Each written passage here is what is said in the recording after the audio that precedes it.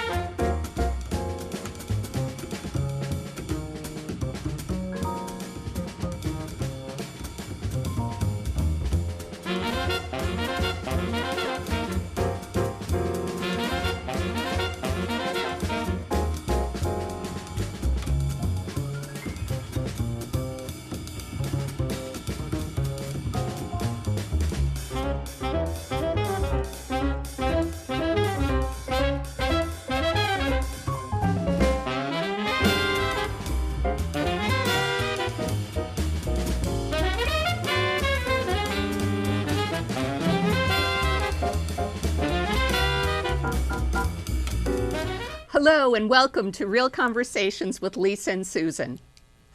I'm Lisa. I'm Susan. Welcome.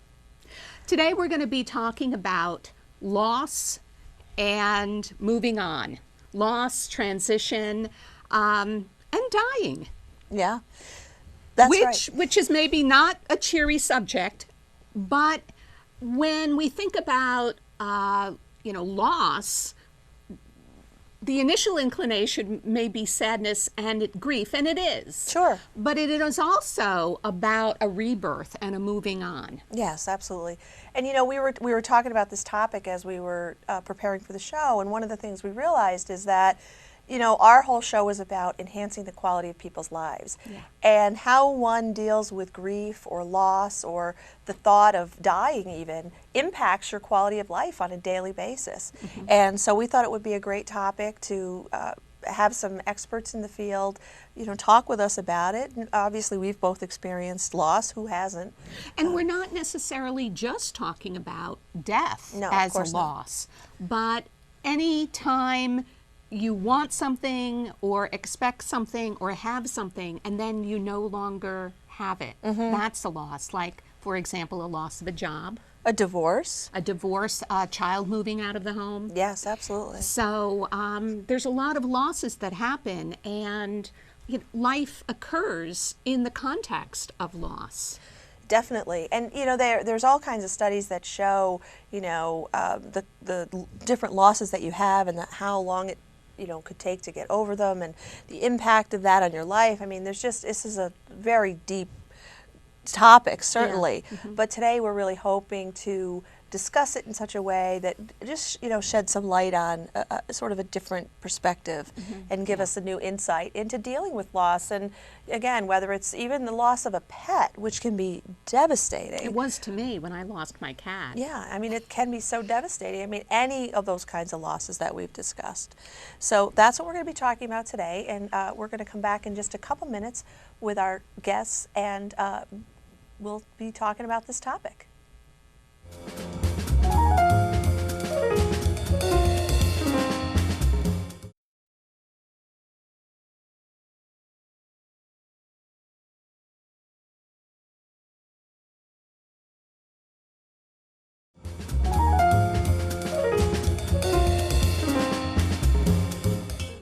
Hi, welcome back.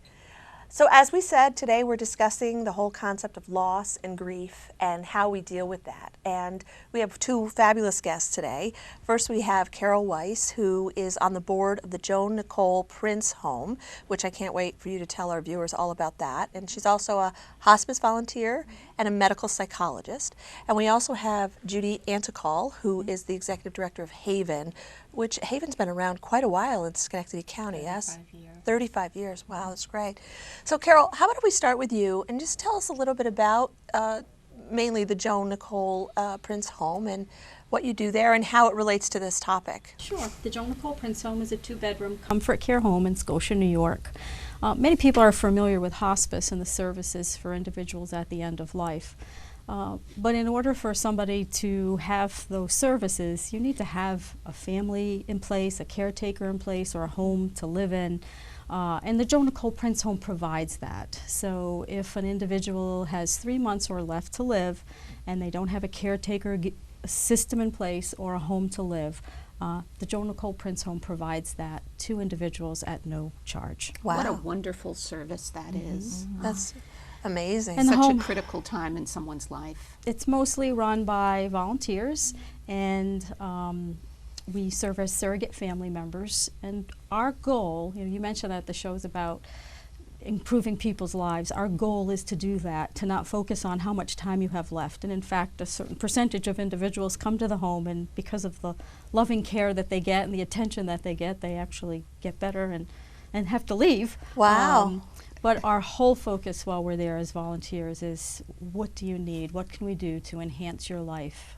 That's amazing. That's amazing. Judy, tell us a little bit about Haven. Some of our viewers may not know about the wonderful services that you provide. I'm happy. Haven Grief Counseling Center is an agency that has served the Greater Capital Region for over 35 years.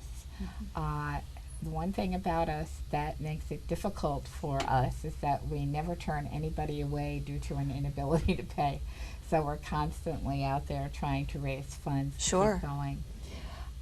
We believe that what happens in many families is that when there is a significant loss, no matter what it is, whether it's a death or the loss of a job or just a life transition that was so completely unexpected, family members are willing to listen for a while. Yeah. And then they want you to get better and be over it because it's tiresome. And Haven is the organization that companions people for as long as we believe that we're helping and creating a healthy grieving. I love that word, companions people. Companioning people. Could you right? say more about that? We don't look at people who come to Haven for our services as being sick. There's nothing wrong with them. There's no mental illness. There's nothing attached except grief. And American society doesn't deal with grief or mourning in ways that support people to be able to move on to the next phase of their lives. And Haven does that. We support, we encourage, we teach, and we just had the most fabulous conference with Dr. Alan Wolfelt. We learned the companioning model from him. Wow. This is where we meet our clients exactly where they are.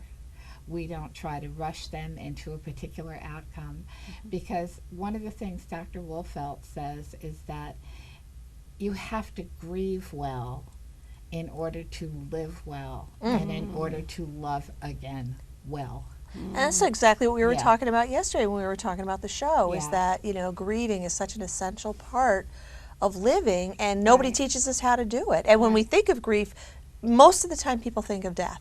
Yes. But there's so many other The loss major of things. dreams, the loss of dreams, like if you have a child who has become addicted to substances Oh, yes. and you're watching their life just dissipate, that's such a horrible loss for people. I think we tend to minimize the effect of a loss like that. Like we, as Americans, and I hate to generalize like this, but I find that there's probably some truth to it.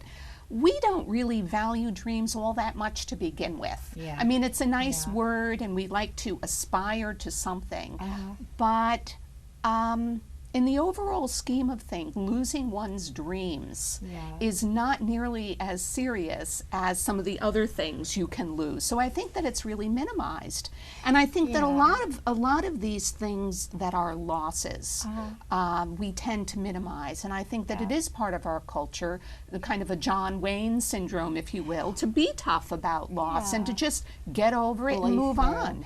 But there's also the whole issue of us as a society sanitizing what goes on in our lives. I remember as a child growing up in an Italian family that when there was a death, the women in the family wore black from head to toe. And this just wasn't for a few days. This went on until they no longer felt the need to wear black. That doesn't happen anymore. No. It's as though nobody really wants to be part of and see the excruciating experience that's going on right in their own family. It's not attractive. No, it is You not. know, it's not attractive. Right. So why emphasize it? Yeah.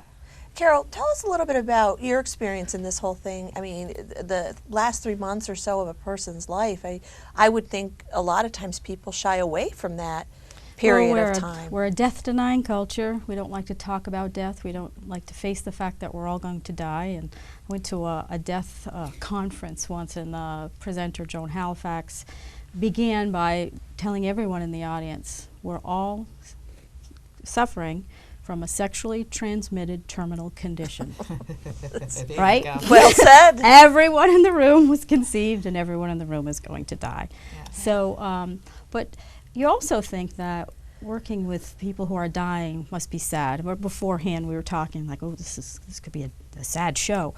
I find the exact opposite. The happiest time in my life has been the time in my life when I'm with people who are dying. It's because you are present. You stop what you're doing and you think about how can you help this person live a better life? What can I do for you?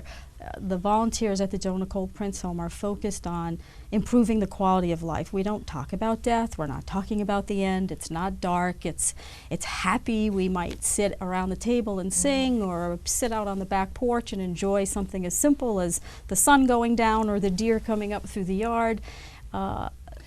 Thinking about death shouldn't be scary. It should be a time where you think about, well, what are my dreams? Let me live my dreams. Right. Let me maximize There's no my someday life. anymore, But, right? but it's always that way, or at least it should ideally always know. be that way, because I mean your clients come to you and they've had a diagnosis of 3 months. There are many people walking around who don't have the luxury of that knowing that. diagnosis, but they're gone the next day due to Yeah. an accident of some nature, right? So the kind of the takeaway is every day Remember really that. should be lived with that richness and appreciation for the present. And yet we really don't. I mean, some people achieve it. Sure. Well, and a lot of times it's people who have survived a terminal illness or like cancer, Yeah. not obviously not terminal illness, but a potentially terminal diagnosis. Well, event has happened in their life that has made them be present or stop Absolutely. and think. Given them a heightened awareness But of we're that also, reality. we're such a busy culture. We run around, and I mean, myself included, I have too many things going on. I'm very, very busy. One of the benefits of volunteering to work with the dying, whether you're a hospice volunteer, whether you're at the Joan Nicole Prince Home, or whether you're taking care of a family that's grieving, it forces you to slow down and I to guess. stop and to think about, you know, the benefits that you have, the benefits that they have left. So it's a good thing, it's a happy thing, it's a healthy thing, and I think it's good for your mind. You know, one of the things I loved when Susan was telling me about, because I had never heard of the Joan Nicole Prince Home, and she was saying how you surround people with love. And we were talking about, wouldn't that be great if that was how we lived versus, you know, the Like way every of- day, Yeah. if we Right. just treated each other. Because I know when I first came to learn about your organization, it was in a conversation with the chair of the board, Karen McCann, and she was telling me that 10%, roughly 10% of the people who go to the home to die survive. Yeah. And she was recounting to me that one woman who had been there for over 3 months was recently sent back home, and her daughter had called and was speaking with Karen and said, not only is mom still alive, but she's happier than she's ever been. Like ever, Right. even when she was healthy. Right. She actually just called the home last week and wants everyone to, you know, she says hello to the volunteers. She misses us and says hello. So, I don't know if there's been any research on it, perhaps you know, but, when you have that kind of focused, loving care, I mean, it actually is reviving 10% of the people. Right. That's amazing. She was in her breathing life 90s. into We them. celebrated her birthday, and she learned how to knit. One of the volunteers was showing her how to knit. It's amazing. She's sitting there learning this new craft and enjoying the time. Yeah. Just enjoying knowing other people, being with other people, and socializing. And that's what we're meant to be. We're social. Yeah. That's just amazing to me. It is. Now, Judy, I want to hear more about other losses that people come to talk about, because Susan was telling me that many of the people who come have lost jobs.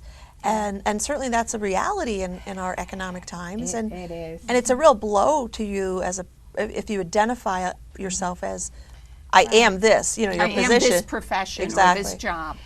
It's that and more. It's also people who have lost their homes. The very foundation of safety in one's life is impacted by these sudden, unexpected, and life-altering experiences.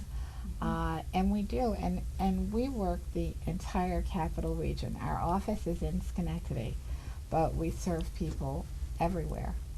Draw a 50-mile radius, and we're out there. So it's just a really wonderful thing to see people benefiting from the kind of care that you're talking about. Our counselors are licensed professionals. When we started, it was interesting. When we started 35 years ago, we had trainings jointly with hospice for our volunteers, because we were an all-volunteer organization. But for us, as time went on, our clients became more complex, and we started working with people who had mental health issues along with the grief. So we do cooperate with medical professionals and psychologists and psychiatrists for people who also have that piece. But our main focus... Isn't depression part of grieving, or can it be part of grieving? Isn't there a period of depression? I would think Sure, so. separation, loss. Yeah, it's shock too. I mean, because you did Yeah. say that grieving is not a medical It is not illness. It is but, not. But I would also think that depression, because you've lost something that you loved, but someone it's- that you loved, or something that you identified with. That's a situational experience for depression. We do not categorize anybody who walks in with that kind of loss as being depressed. Right, there's a distinction They're in the grieving. in the diagnosis of depression. It's much different than sadness and that kind of thing. It's Right. usually there's a chemical component, and there's a lot more to There's it. a lot going on, and our main focus is helping the person deal with what is their new normal, and that's the term. Oh, I like that term. That we really do have to talk about, because everything's changed. The whole landscape has changed. The sands have shifted, and now you're plunked down, and you have to figure out how to do life. And we help people figure that out. And I love the the word companioning you use, and also the way you're both talking about it. There's so much acceptance and love of where people are at, and I think even how you said it in the introduction of yourself, when you said family members will only listen so long, or friends right. even can only listen so long, because they want you to get over it. They do. Not necessarily for them, but because it hurts them to see you like that, That's right?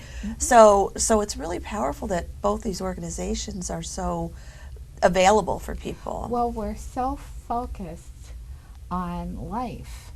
That's why when you were saying, that this is not sad. I mean, there are some horrible, excruciatingly painful things that people experience. But our contribution at Haven, and your the Joan contribution, is about life and the moment, and being in the moment, and helping to figure out that new normal is really a critically important piece. To understand that you do have a place, and it's very different than anything you wished for, expected, and now you've got it. Because you haven't chosen it. I mean, most Right. instances, this Right. is something that's thrust onto It's you. happened. It's a loss of without control. you really seeking it. You're out of control. So it's not only the individual client who's coming to the Exactly. home, And but it's that's- the family. A family, when someone is dying, the last thing the family should have to be worried about is who's going to change the sheets, where is the next meal coming from. And so the Joan Nicole Prince Home tries to take away all of those worries and then let the family spend the time that they need to together and do the things that you should be doing at the end of life, what a whether it's gift. saying I love you or whether it's saying I'm sorry. And it's When my father passed away, he passed away suddenly. He had a heart attack and he went instantly.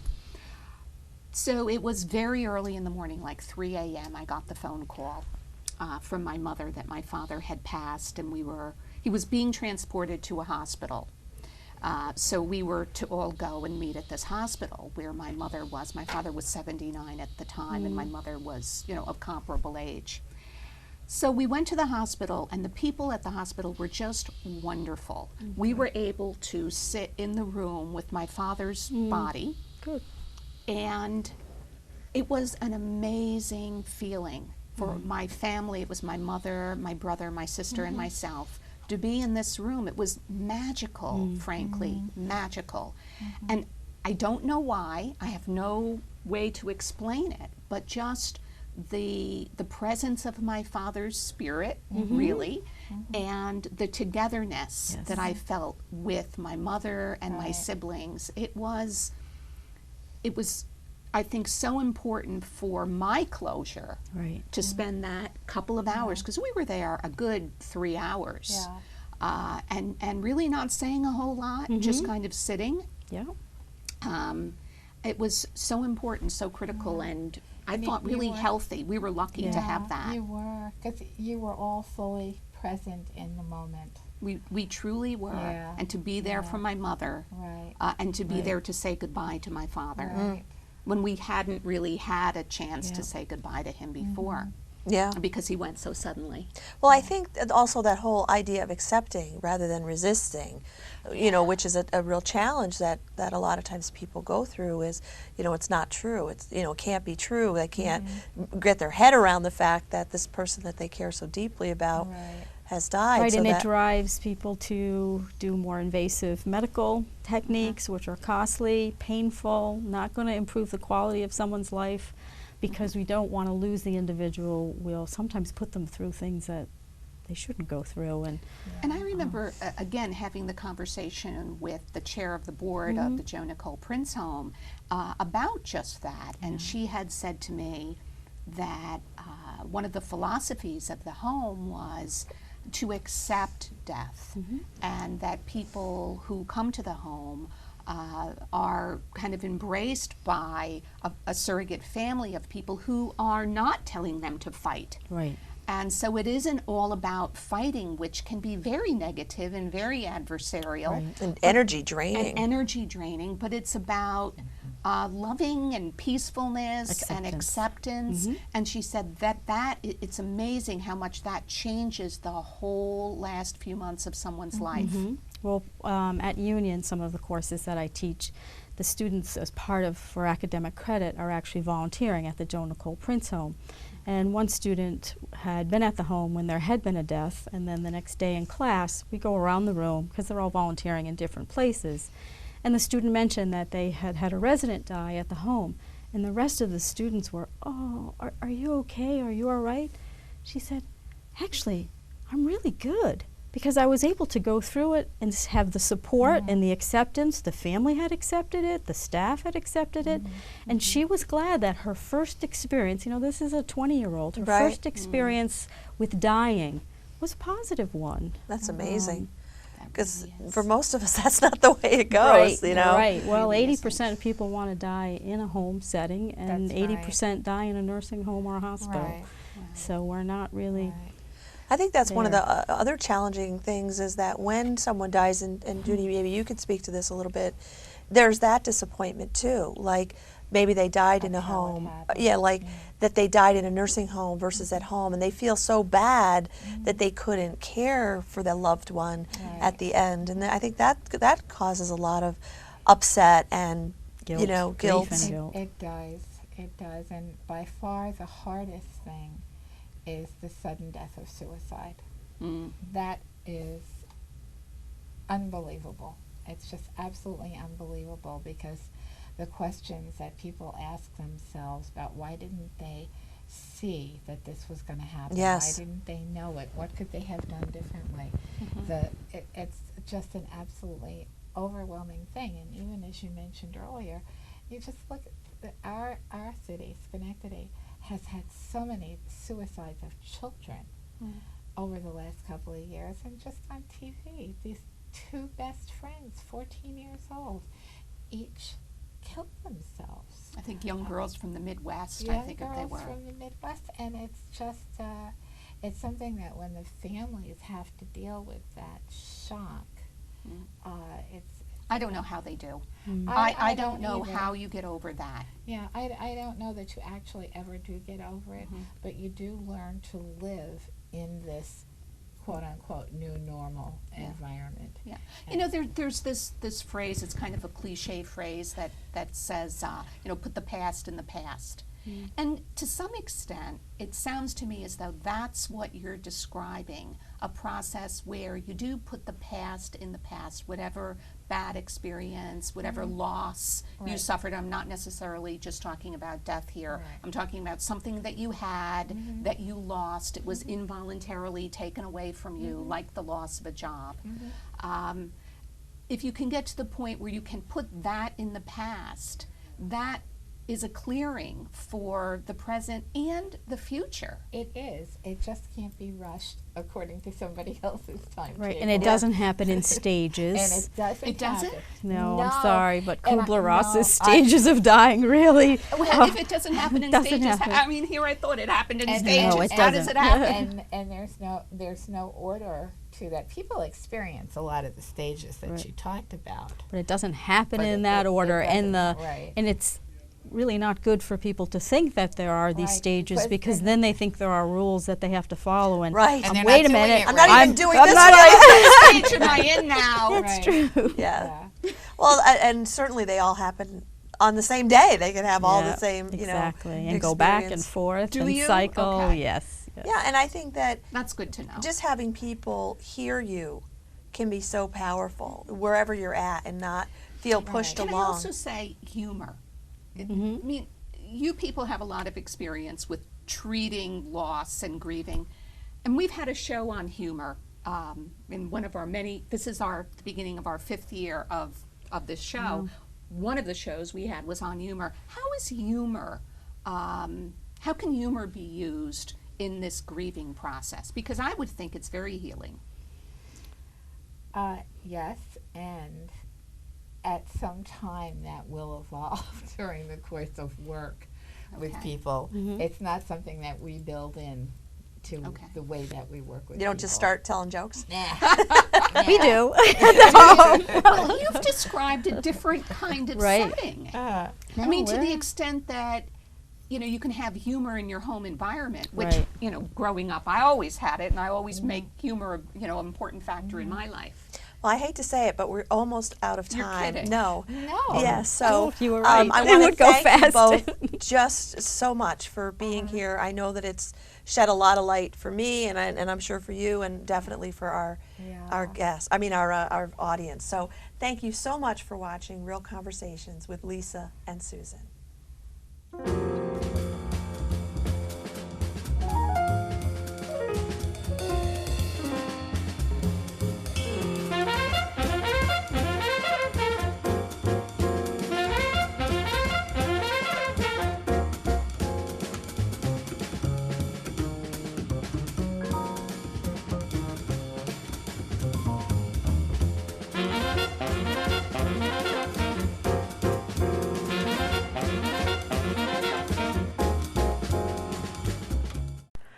Welcome to Channel 17, the Town of Colonie Government Channel.